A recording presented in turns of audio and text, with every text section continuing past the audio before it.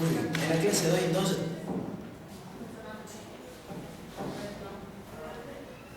el tema de hoy nos vamos a encargar total y completamente de la fisiología del oído, de qué trata la fisiología, cómo realizamos los decibeles, qué es la palabra impedancia, porque del video de acá también va a preguntas para el examen, porque prácticamente si yo me pongo a explicarles acá sobre la fisiología del oído, como que el 90% se duerme, el 3% está chateando en el WhatsApp y el 1% no logrará terminar de entender.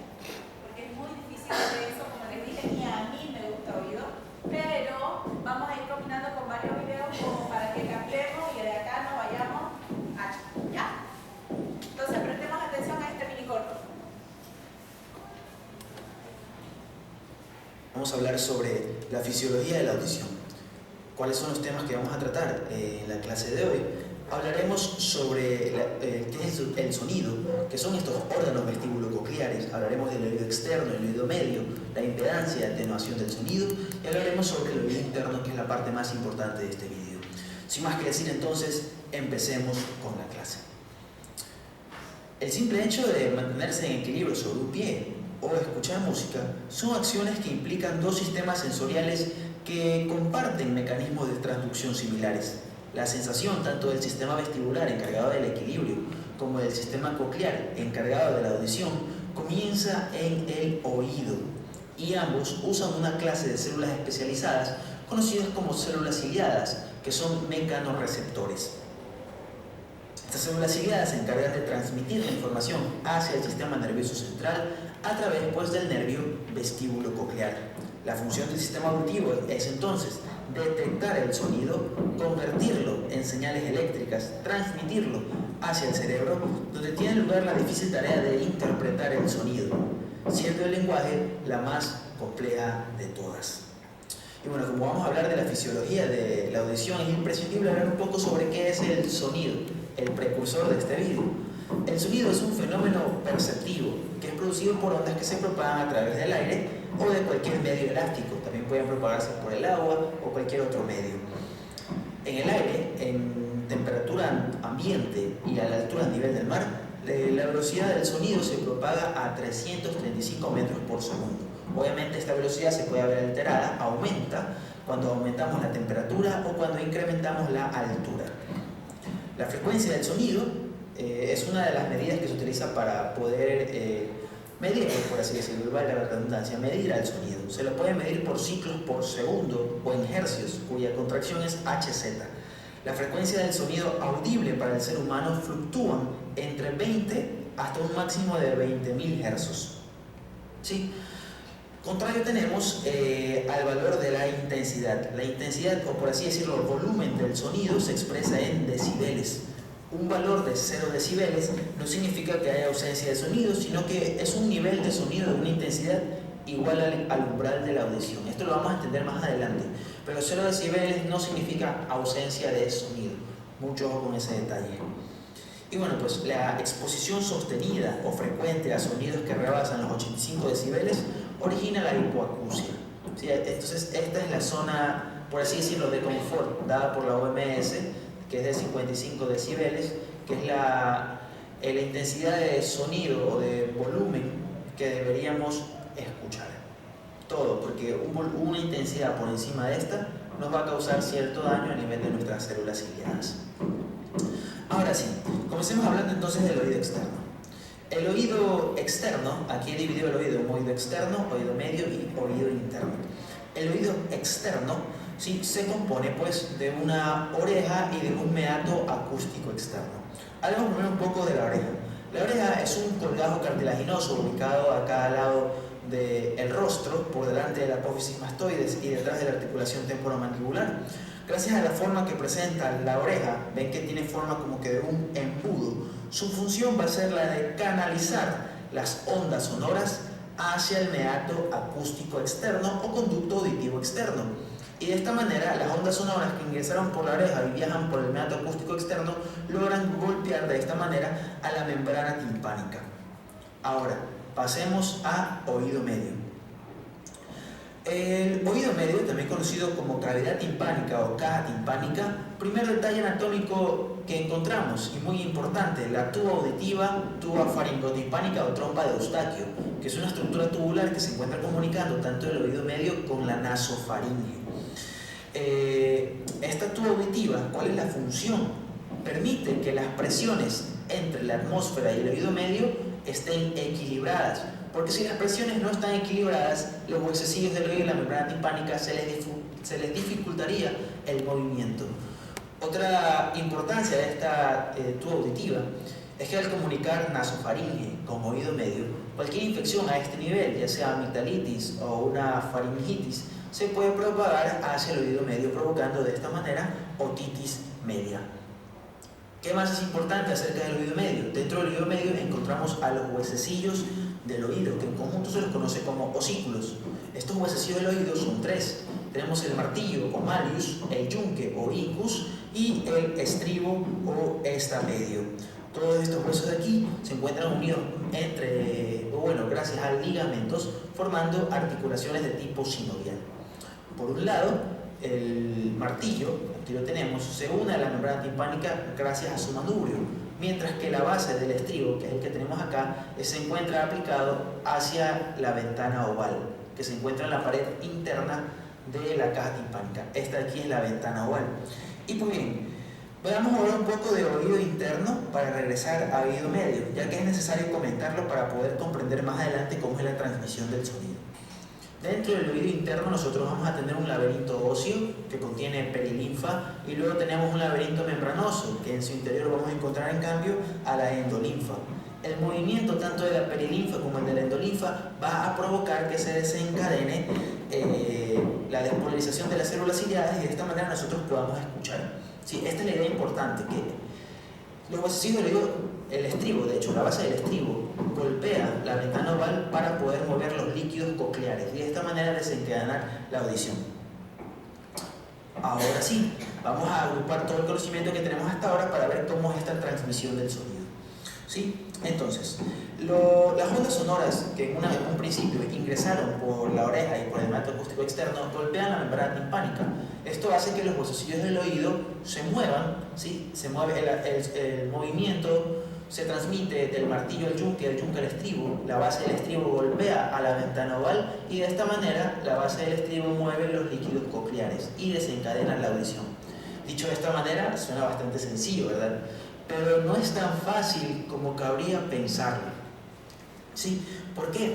Porque si nosotros nos damos cuenta, en un inicio, las ondas sonoras, ¿qué tipo de energía son? Son energía eólica, es aire.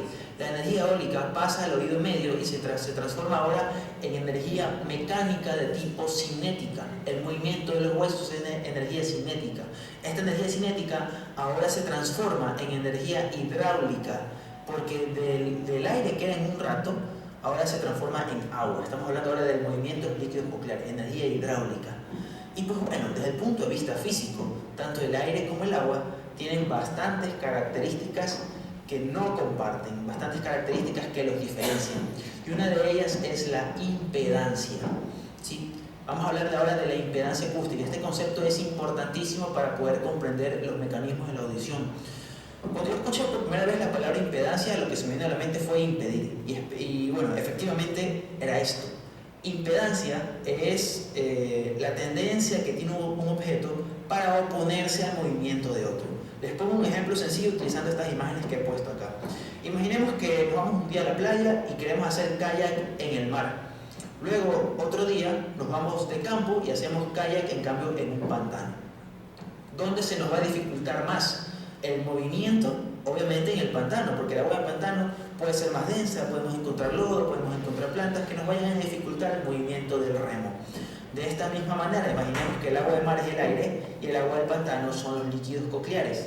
Nosotros, al utilizar la misma fuerza en el agua del mar, quizás nos podamos mover mucho más rápido que utilizando la misma fuerza en el agua del pantano, que nos vamos a mover mucho más lento. ¿Sí? Entonces, dicho esto, la fuerza con la que golpea el aire a la membrana timpánica, de hecho, no es lo suficientemente fuerte como para causar un movimiento brusco a nivel de los líquidos cocleares debido a la impedancia. la impedancia de los líquidos cocleares es mayor que la impedancia del aire. Y es aquí donde interviene el oído medio, ¿sí? El oído medio actúa a este nivel como un equilibrador de impedancias. Es decir, que la caja timpánica, aquí en la caja timpánica existen mecanismos de ajuste de impedancias. ¿Cuáles son estos? Son dos mecanismos. El primero, si nosotros vemos a la membrana timpánica, esta posee un área de superficie de 55 milímetros cuadrados, mientras que el área de superficie de la ventana oval y de la base del estribo son de apenas 3,2 milímetros cuadrados. De esta manera, si nosotros dividimos 55 para 3,2 nos da un resultado de 17. Eso quiere decir que la membrana timpánica es 17 veces más fuerte de lo que es la ventana oval. Aparte de esto, los huesecillos del oído actúan como un sistema de palanca que potencia la fuerza con la que ingresa el sonido en un 1,3. Y pues bien, aquí de nuevo aplicamos la física. Expliquemos este aspecto de acá. Aquí tenemos que aplicar el concepto de física de presión, en el que nos dice que presión es directamente proporcional a fuerza e inversamente proporcional al área de contacto de superficie, al área de superficie de contacto. Sí, les pongo un ejemplo sencillo entonces. El aire que golpea aquí a nivel de la membrana timpánica se concentra en una superficie mucho más pequeña como lo es la ventana oval. De esta manera, si por ejemplo, por así decirlo, tirando números arbitrarios, la corriente de aire que golpea la membrana timpánica tiene una fuerza de 10 multiplicadas por las 17 veces el tamaño que es la membrana timpánica en comparación con el estribo, ¿sí? Da un resultado de 170. Esto quiere decir que la fuerza de 10 del aire que golpeó la membrana timpánica se traduce a nivel de la ventana oval como una fuerza de 170. Sí, estos conceptos son imprescindibles para que nosotros podamos entender la importancia que tienen las estructuras del oído medio. Y pues bien, aquí les viene una curiosidad. En caso de que llegase a faltar tanto la membrana timpánica o los huesecillos del oído, uno podría pensar de que la persona se quedaría sin escuchar en absoluto. Sí, pero pues bien, en realidad lo que sucede es que se pierde el 97% de la energía con la que el aire ingresa y golpearía normalmente. Esto quiere decir que existe un descenso en el nivel de intensidad de sonido que podríamos comparar en el que una persona está gritando, la persona con este defecto congénito escucharía como si estuviésemos susurrando.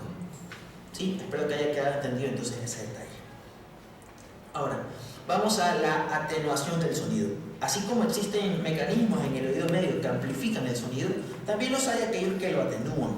Aquí es donde intervienen dos músculos del oído medio. Estamos hablando del músculo tensor del tímpano o del martillo y del músculo del estribo o estapédide, cuya contracción desplaza, la contracción del músculo tensor del tímpano desplaza la membrana timpánica hacia adentro, mientras que la contracción del músculo estribo o estapedio desplaza el hueso del estapedio hacia afuera. De esta manera, el espacio que existe entre los huesos del oído se reduce y por consiguiente los movimientos del estribo contra la ventana oval van a ser menos agresivos. Como un dato curioso también acerca de estos músculos es que a pesar de estar constituidos desde el punto de vista fisiológico por fibras estriadas, la contracción de estos músculos es 100% involuntaria, ¿sí?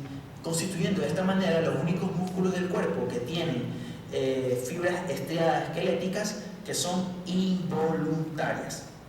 Y bueno, pues de esta manera se conforma el reflejo timpánico, cuya función es sobre todo protectora, al impedir que las ondas de sonidos intensas generen una estimulación excesiva en los órganos cocleares. Sin embargo, el tiempo de reacción para el reflejo es apenas de 40 a 120 milisegundos.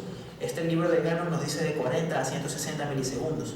De todas maneras, la cosa es que a pesar de que este reflejo es rapidísimo, ¿sí? no nos puede proteger contra estimulaciones intensas breves, como las que son producidas, por ejemplo, por un balazo.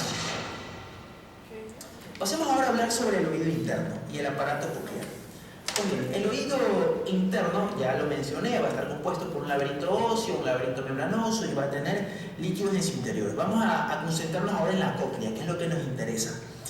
La cóclea, o caracol óseo, vamos a hablar primero de la cóclea o caracol óseo, es una estructura tubular, aquí la podemos observar, que se encuentra enrollada.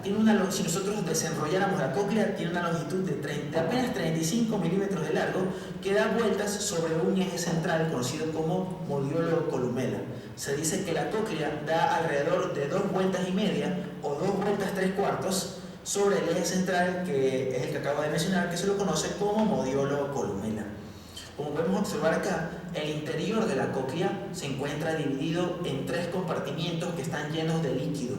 Estamos hablando de la rampa vestibular, la rampa media o conducto coclear y la rampa timpánica. Tanto la rampa vestibular como la rampa timpánica se encuentran llenos de perilinfa, mientras que la rampa media o conducto coclear está lleno de endolinfa. Entre la membrana vestibular entre la rampa vestibular y el conducto coclear se encuentra la membrana vestibular o membrana de Reissner, mientras que entre la rampa timpánica y el conducto coclear encontramos por acá a la membrana basilar. Sí, esos son detalles muy importantes que tenemos que saber. Y pues sobre esta membrana basilar es que se encuentra descansando el órgano de Corti con sus células ciliadas. Pasemos aquí a la siguiente imagen. Cierto, un detalle importante que me olvidé de mencionar es que la composición de la perilinfa es un líquido similar al líquido cefalorraquídeo o líquido cerebroespinal. Esto quiere decir que tiene grandes concentraciones de sodio y en cambio va a ser pobre o bajo en potasio. Contrario ocurre lo que tenemos dentro del conducto coclear. El conducto coclear posee, como ya mencioné, endolinfa. La endolinfa es contraria a la perilinfa, es decir, que tiene gran concentración de potasio y poca concentración de sodio. Mucho con ese detalle, ya que ese potasio lo vamos a utilizar más adelante. Hablemos un poco sobre el conducto coclear. ¿Qué es lo que podemos nosotros encontrar por acá? El conducto coclear vemos que está delimitado entre la membrana de Reissner o vestibular, la membrana basilar, y hacia acá afuera tenemos un epitelio que ha dado mucho de qué hablar. Estamos comentando sobre la estría vascular. La estría vascular, también conocida como pseudoepitelio, es un epitelio muscular. Primero, su función es la de la producción de la endolinfa, y dentro de su composición encontramos a 3 células. Acá las tenemos. ¿Sí?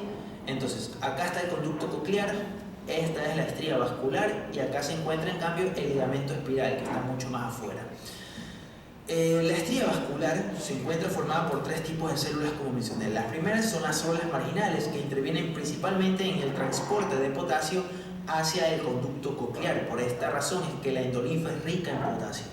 Luego tenemos a las células intermedias, que son las que se encuentran aquí, que contienen el pigmento que se encuentran diseminados entre los vasos capilares. Estas células intermedias son las que van a estar en íntima relación con los capilares que se encuentran dentro de la estría vascular, y es aquí el detalle de por qué se llama pseudoepitelio. Pseudoepitelio o epitelio falso, porque se supone que por histología el epitelio no está irrigado o vascularizado directamente, sino que se nutre por difusión. Esta es la única excepción del cuerpo. Esta estría vascular, que es un epitelio, se encuentra vascularizado y gracias a esto es que puede producir la endolinfa. Y por último tenemos a las células basales, que separan la estría vascular del ligamento espiral subyacente. Este de aquí se une a unas pequeñas células que se llaman fibrocitos mediante uniones comunicantes, que son importantes porque son las que van a dar paso al potasio. Los fibrocitos acumulan potasio mediante estas uniones comunicantes de las células basales, transmiten el potasio hacia las células intermedias, generando el potencial endococlear. Y gracias a esto es que el potasio cruza hacia el conducto coclear. Ahora sí, vamos a hablar del anfitrión del vídeo. Estamos hablando del órgano de Corti. El órgano de Corti es la entidad principal de la cóclea. Es un complejo celular formado por 2 tipos de células principalmente. Posee células ciliadas y posee células de sostén o sustentaculares. Las células ciliadas son las células ciliadas internas y las células ciliadas externas. Mientras que las células de sostén tenemos a las células falángicas internas, células falángicas externas o de Dieters, que son las que se encuentran acá.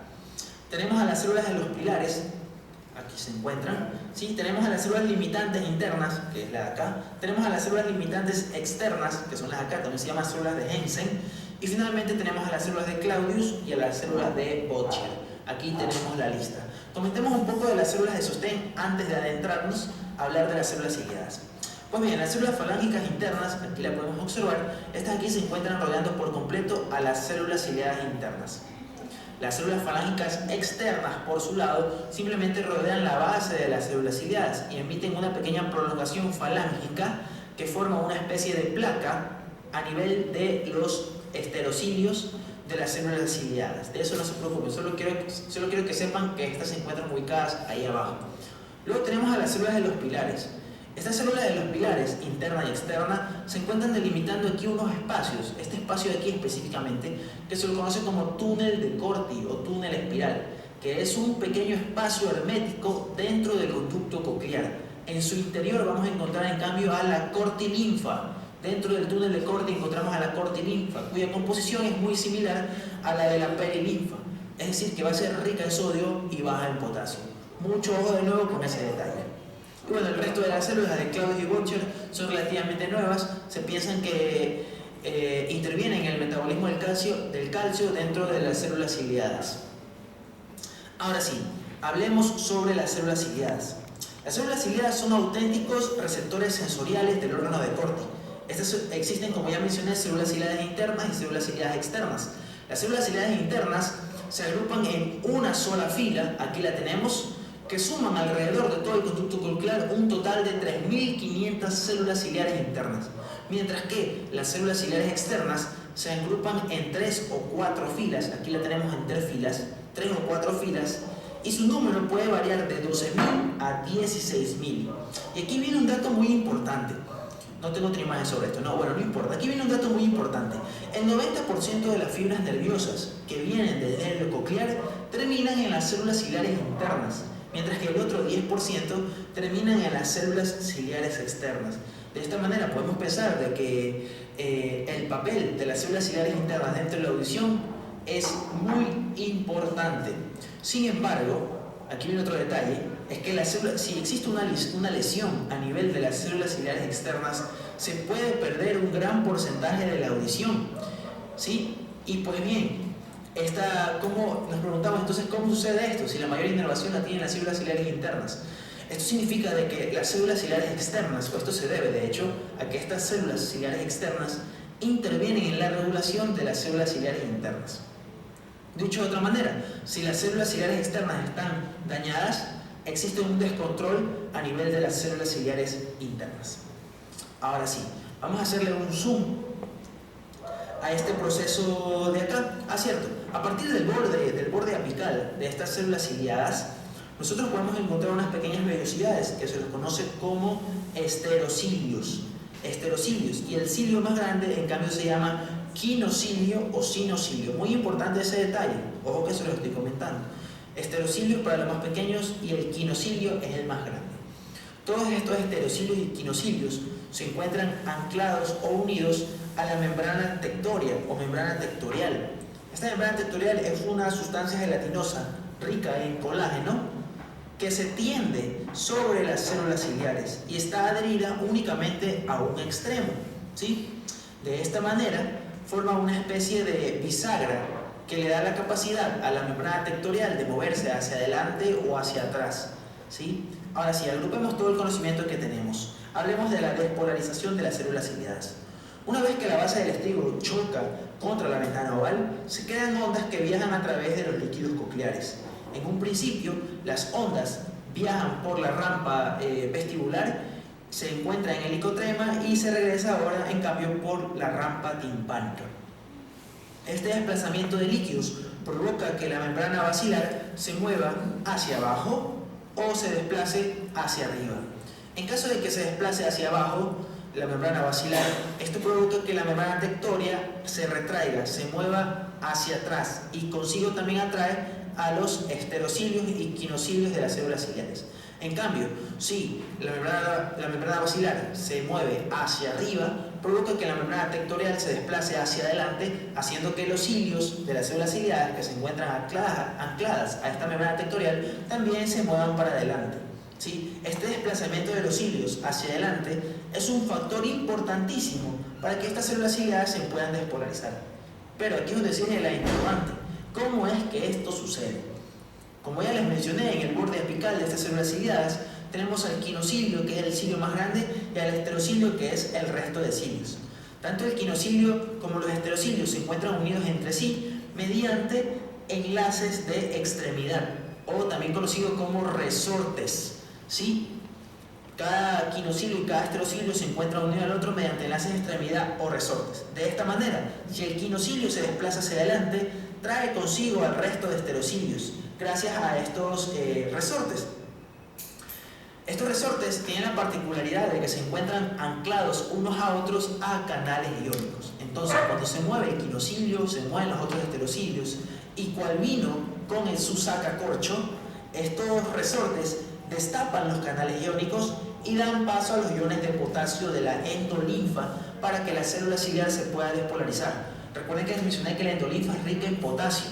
Entonces, este movimiento del cilio destapa los canales iónicos gracias al resorte y da paso a los iones de potasio hacia el interior de la célula. Este paso de potasio hacia el interior de la célula activa también los canales de calcio activados por voltaje, dejando que el calcio extracelular ingrese al espacio intracelular, y de esta manera se logran liberar vesículas que contienen en su interior un neurotransmisor importante, que es el glutamato, el cual va a desencadenar potenciales de acción en las neuronas aferentes del nervio coclear, transmitiendo las señales hacia el tronco encefálico. Y es así como se produce la audición. ¿Sí? Ahora, he hablado sobre el movimiento hacia arriba de la membrana basilar. Cuando la membrana basilar se mueve hacia arriba, la célula se despolariza. Ahora, ¿qué sucede cuando se mueve hacia abajo? Como tenemos acá. Cuando la membrana basilar se mueve hacia abajo, la membrana tectórea se retrae, los hilos se mueven hacia atrás, y de esta manera las células en cambio se hiperpolarizan. ¿Sí? Se hiperpolarizan. Perfecto, entonces. Y viene entonces el último detalle. ¿Cómo podemos diferenciar un sonido de otro? Como ya mencioné en un inicio, los seres humanos somos capaces de receptar sonidos con frecuencias que van desde 20, aquí tenemos desde 20 hasta 2000 Hz. Como ya hemos visto a lo largo del vídeo, un sonido produce una onda que viaja a lo largo de los líquidos cocleares y provoca el desplazamiento de la membrana basilar. Pero aquí viene lo interesante. No todos los sonidos desplazan la misma porción de la membrana basilar. Esto se debe a que existe una localización tonotópica del sonido según su frecuencia. ¿Sí? Es decir, aquellos sonidos que tienen frecuencias altas simplemente desplazan o mueven la porción inicial de la membrana basilar que se encuentra en la base de la cóclea. En cambio, aquellos sonidos que tienen frecuencias extremadamente bajas provocan un desplazamiento de toda la membrana basilar provocan un desplazamiento de la membrana basilar, pero únicamente las que se encuentran cerca del ápex o del vértice de la cóclea.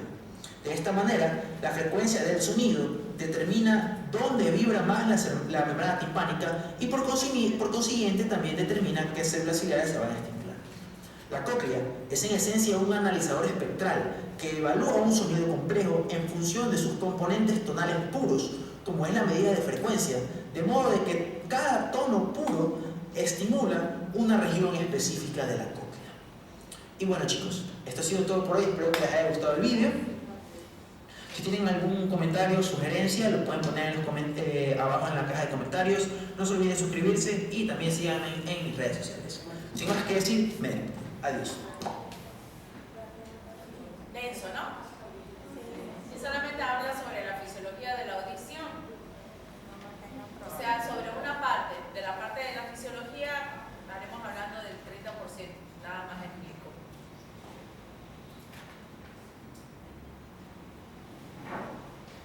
Essa membrana basilar é a mesma coisa que o tímpano, doutor? Membrana timpánica.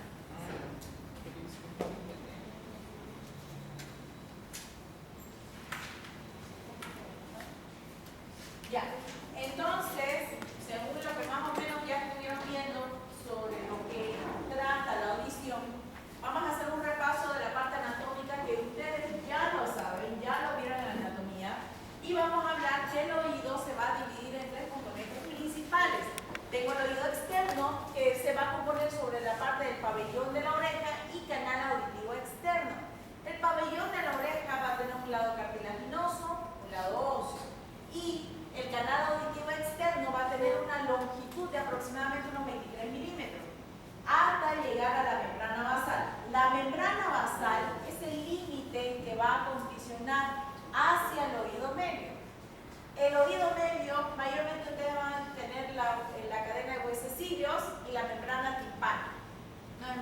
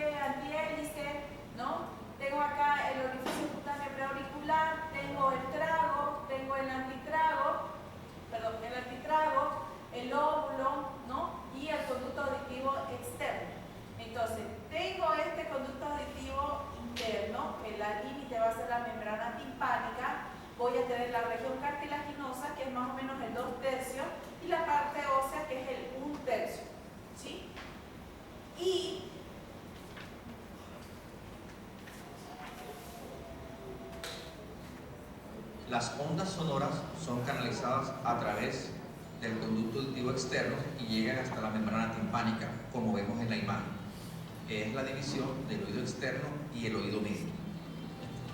Si lo miramos de una manera amplia, podemos ver a mano derecha la trompa de Eustaquio y resaltado en este momento los huesecillos, el martillo, el yunque y el estribo. Estas ondas sonoras hacen vibrar el tímpano a la cadena auricular y transmiten ese mensaje a la cóclea, que es la que está en este momento titilando. Cuando este mensaje es interpretado en la cóclea, que es la que tiene la forma de caracol, es enviado este mensaje hacia el cerebro.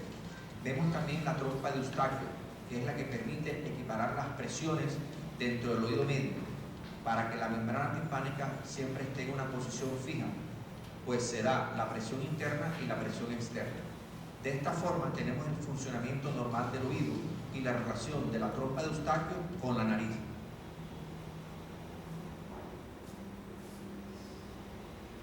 Entonces, dentro de las características del conducto auditivo externo, tenemos que es la continuación del pabellón auricular, su pared va a estar formada, como le dije, con la región cartilaginosa y la región ósea, y eso es importante, porque hay muchos nervios en los cuales van a contribuir a la región de la audición, tanto en la zona sensitiva como en la zona motora. En la región sensitiva tengo el trigémino, también está el décimo par, o el vago, las fibras sensitivas del facial o el séptimo par y algunas fibras del noveno par, ¿ya? Entonces la parte cartilaginosa de este conducto auditivo externo va a estar formada y forrada por folículos pilosos, glándulas ceruminosas y sebáceas.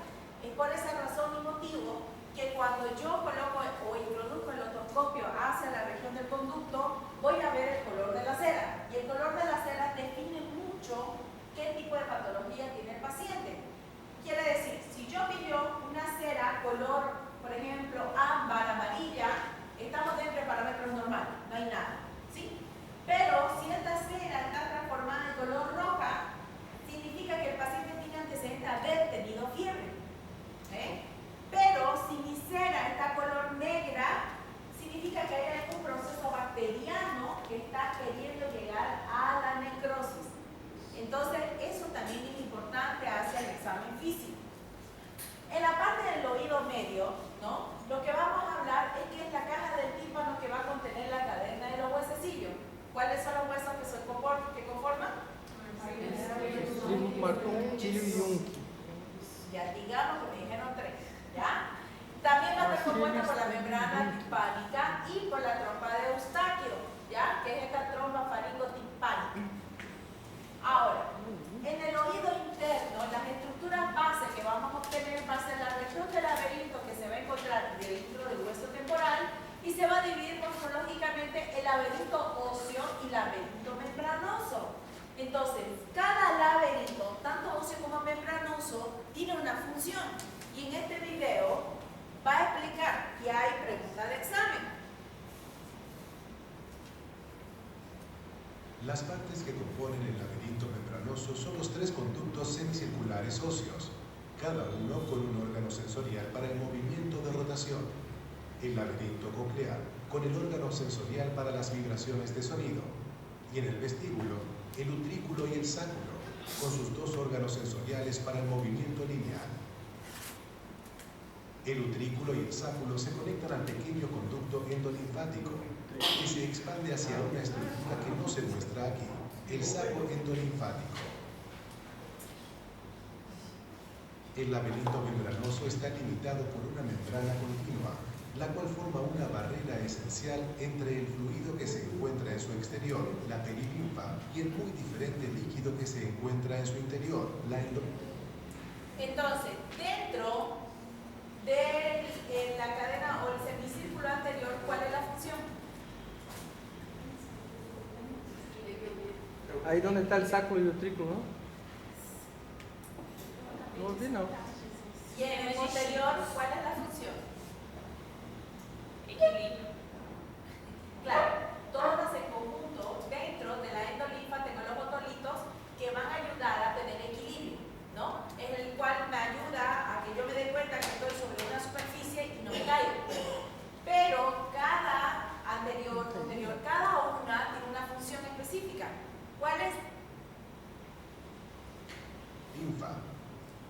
En una sección transversal de este conducto semicircular, esta es la pared ósea del conducto semicircular que forma parte del laberinto óseo. Esta es la pared membranosa del conducto semicircular que forma parte del laberinto membranoso. El fluido contenido en la membrana es la endolinfa, mientras el fluido externo es la perilinfa. Entonces, ahí queda claro dónde va cada uno, ¿no? Cuando yo le pregunté en el examen la diferencia entre una y la otra, ustedes solamente me tienen que decir que uno está hacia afuera y el otro está hacia Entre adentro. los dos fluidos es esencial para la función de los órganos sensoriales del oído y el equilibrio.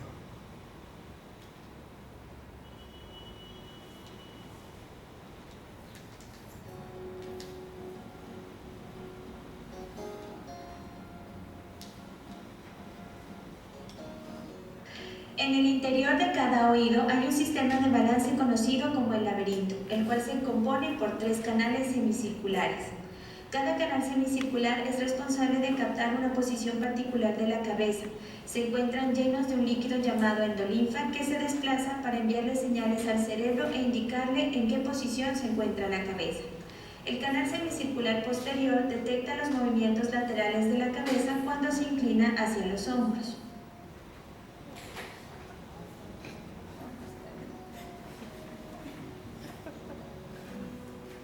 El canal semicircular superior detecta cuando la cabeza se mueve de atrás hacia adelante o viceversa.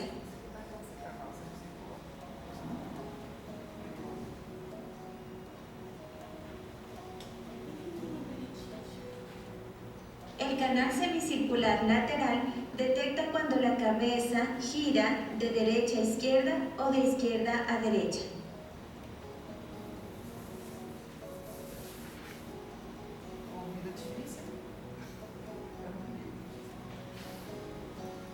El utrículo y el sáculo son 2 sacos que conectan los canales semicirculares con el caracol de la audición. Entonces ya saben ustedes cada canal semicircular para qué función cumple. Entonces la pregunta va a ir para el movimiento lateral de cabeza, para el movimiento anterior-posterior de la cabeza, ¿qué conducto semicircular es posible que realice este tipo de acción?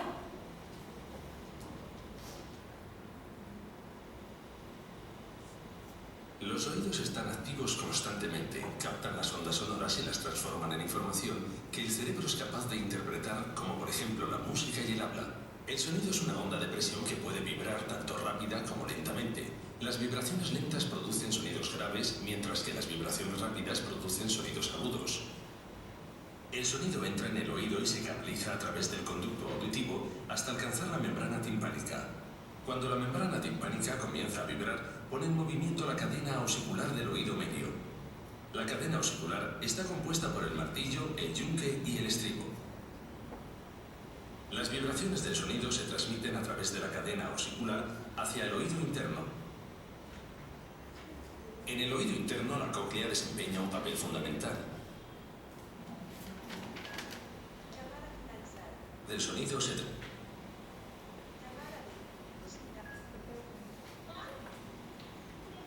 Ah, disculpar, son mis niñas. Les voy a hacer pasar vergüenza, ¿ya? Estoy pasando clase, les hablo después. Los grados de sensibilidad para la detección de los diferentes tonos o frecuencias. Esto permite al oído percibir todo el espectro de sonidos. La transformación de las vibraciones mecánicas en pulsos eléctricos es un proceso complejo resultado del movimiento de las células ciliadas en la cóclea. Las células ciliadas están dispuestas como las teclas de un piano a lo largo de toda la extensión de la cóclea. Las células ciliadas, localizadas en la base o región inferior de la cóclea, son responsables de las altas frecuencias, mientras que las células ciliadas del ápex son responsables de las bajas frecuencias. Bueno, Cuando el fluido de la cóclea se pone en movimiento, provoca a su vez el movimiento de las finas estructuras de la superficie de las células ciliadas. Estos movimientos causan diferencias de tensión que producen señales eléctricas que se transmiten a través del nervio auditivo hasta llegar al cerebro.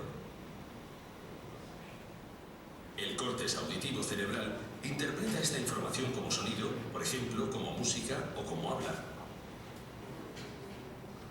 Toda esta sucesión de eventos, incluyendo los distintos pasos que convierten las ondas sonoras del medio ambiente en información que el cerebro es capaz de interpretar, suceden tan rápidamente que las personas pueden oír el sonido al instante y de manera continua.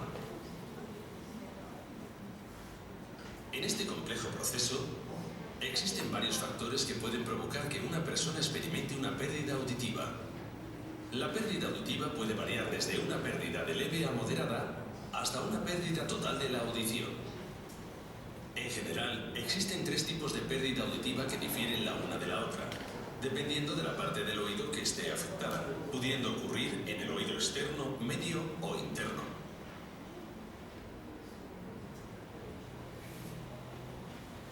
Bueno, entonces como les estaba diciendo, aquí en los videos nos muestra con megahertz, pero mayormente nosotros también lo tenemos con un conocimiento de llamarse decibeles, ¿no? Decibeles es aquella nomenclatura que nosotros utilizamos para saber si tenemos un paciente que está escuchando bien o está escuchando bajo. Esto quiere decir que dentro de la escala de decibeles, en la escala 0 es aquel paciente que tiene acusia, o sea, de que no oye absolutamente nada. Lo normal, ¿no? Cuando hablamos una par de personas afuera en un pasillo o estamos en una cafetería sentados, es 60 decibeles. Este es el parámetro normal que nosotros manejamos, en la cual nosotros sabemos que nuestro paciente no tiene ningún tipo de lesión o patología. Pero si nosotros estamos, por ejemplo, con un paciente que siente que lo estoy acuchicheando, que siente que lo estoy hablando muy bajito, entonces la captación del sonido se llevaría a 20 decibeles. Entonces el paciente está con una hipoacusia.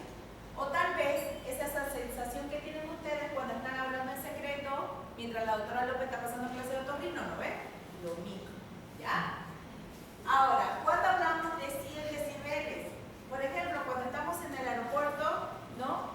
Y subimos alguna vez a aquella terraza y el avión que está despegando, esa sensación de sonido fuerte, retumbante, más o menos son 100 decibeles.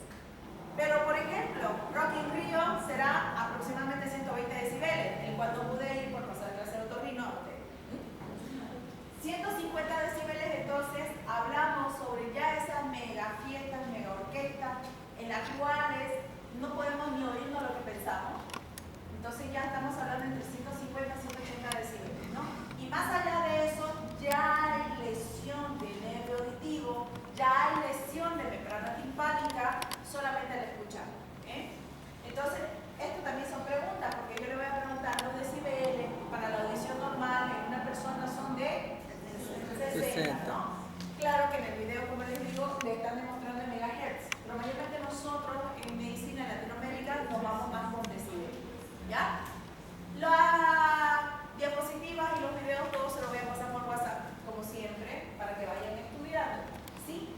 Probablemente para el segundo parcial, como sé que va a ser para el 4 de noviembre, no logremos llegar.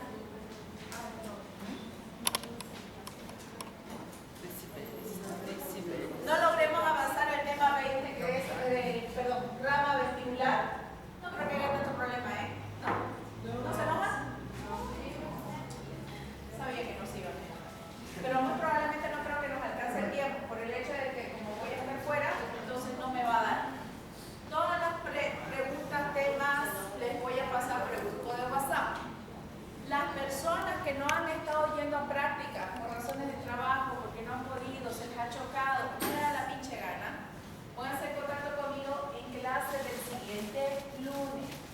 No por WhatsApp, por favor, por el amor de Jesus.